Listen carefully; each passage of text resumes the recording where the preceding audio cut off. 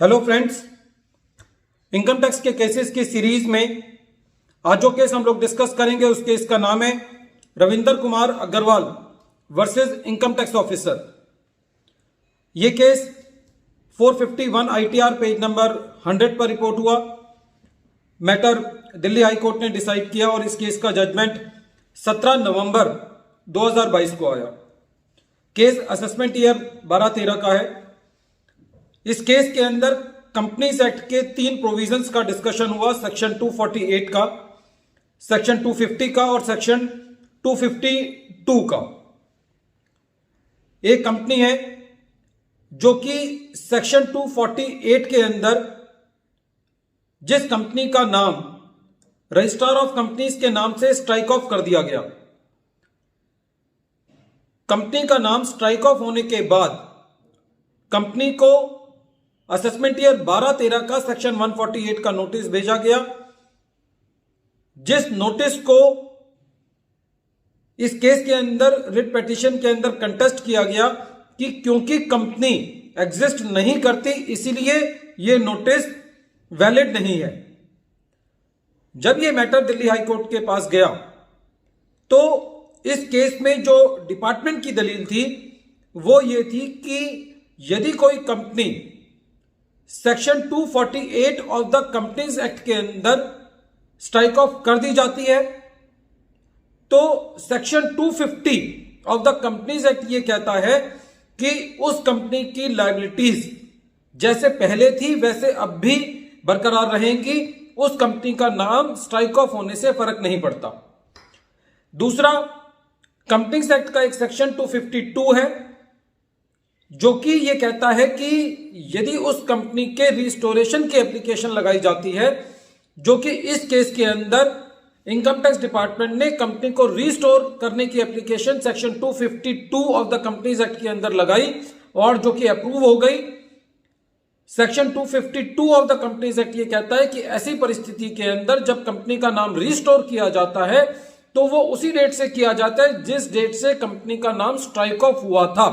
कहने का तात्पर्य यह हुआ कि जो कंपनी रिवाइव होती है वो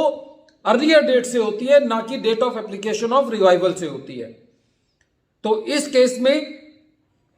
दिल्ली हाई कोर्ट ने सेक्शन 248, 250 और 252 ऑफ द कंपनीज एक्ट के प्रोविजंस का आंकलन करते हुए यह कहा कि यदि नोटिस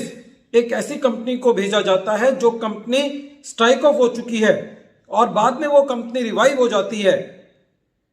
पुरानी डेट से, तो ऐसी परिस्थिति के अंदर ये नहीं कहा जा सकता कि ये नोटिस एक ऐसी एंटिटी को भेजा गया है जो कि एग्जिस्टेंस में नहीं है। फ्रेंड्स, ये केस बहुत इंपॉर्टेंट है क्योंकि काफी सारे केसेस में ऐसा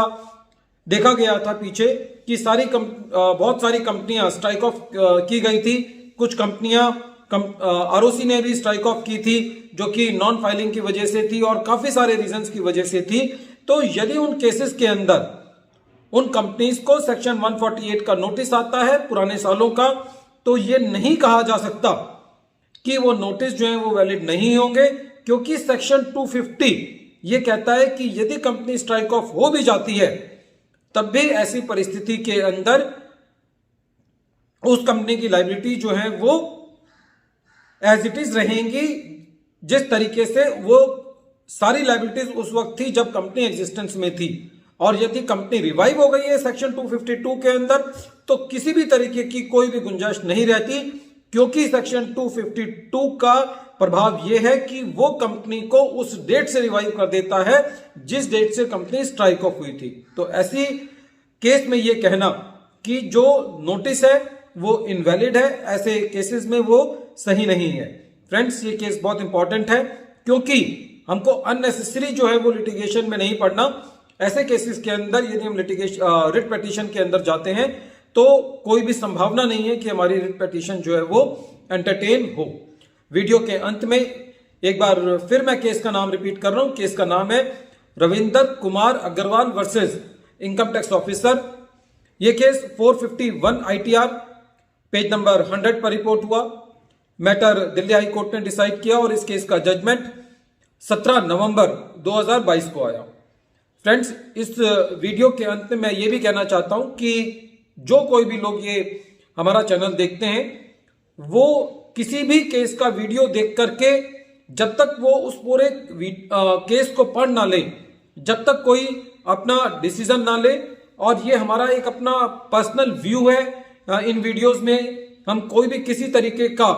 हमारा ये मंशा नहीं है कि हम इससे कोई क्लाइंट सॉलिसिटेशन करना चाहते हैं। ये हमारा खाली एक मकसद है कि हमारे लिसनर्स तक हम ऐसे प्रोविजंस को बता पाएं जिससे उनको अपने day to day income tax matters में जो लिटिगेशन से रिलेटेड है उनमें मदद मिल पाए। Thank you friends.